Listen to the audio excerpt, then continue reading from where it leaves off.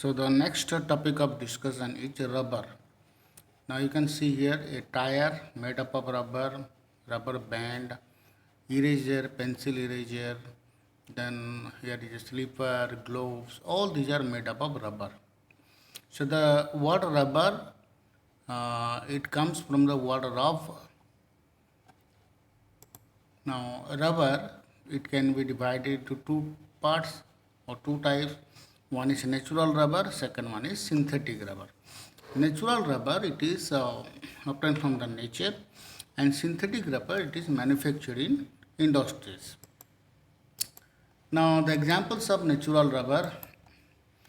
Natural rubber is obtained from a plant, that is Hevea brasiliensis. From this plant, a milky liquid called latex, this is latex. Latex is collected, and this is the thick milky liquid latex. It is collected from the rubber plant, and latex is filtered. Many earthly impurities are removed. Then the pure latex is treated with a coagulating agent, acetic acid, which makes it thick. This thick latex is passed through a crimping machine to get crisp rubber. So this is sheet of rubber. Now this crisp rubber can be used in molding machines, can be put in molding machines to get different articles.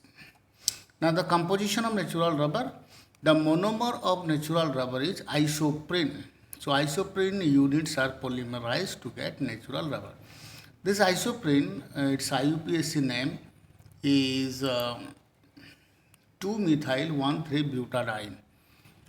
And when this isoprene is polymerized, we get natural rubber, and the chemical name of natural rubber is polycis isoprene.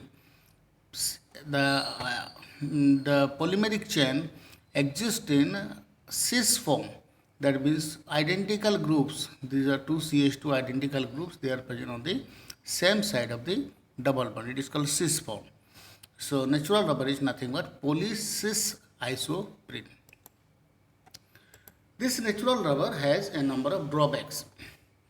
First one is it has very low thermal stability. That means it can resist up to a temperature of maximum of 80 degrees Celsius. If the temperature rises beyond this 80 degrees Celsius, then it will melt. It has very low tensile strength. It has high water absorption capacity. It is attacked by atmospheric oxygen, ozone. Also it is attacked by acids, alkalis, organic solvents. It has the property of tackiness. That means when two pieces of rubber are pressed together, then they join. In order to improve the quality of rubber, in order to make it more hard and stiff, in order to overcome all the drawbacks of natural rubber, rubber is vulcanized. That process is called vulcanization.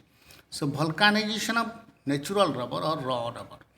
It is a chemical process. It is the process of heating raw rubber with 4 to 6% of sulfur or sulfur containing compound to a temperature of 100 degrees Celsius to 140 degrees Celsius. Now what happens, you see, during vulcanization? This is a polymeric chain of natural rubber. This is another polymeric chain. When this raw rubber is heated with a 4 to 6% of sulfur or sulfur containing compound, then sulfur cross links are formed. Here you see, sulfur cross links are formed across the multiple bond between different layers of rubber, natural rubber. Now rubber becomes more hard and stiff, and almost all the drawbacks of natural rubber are eliminated.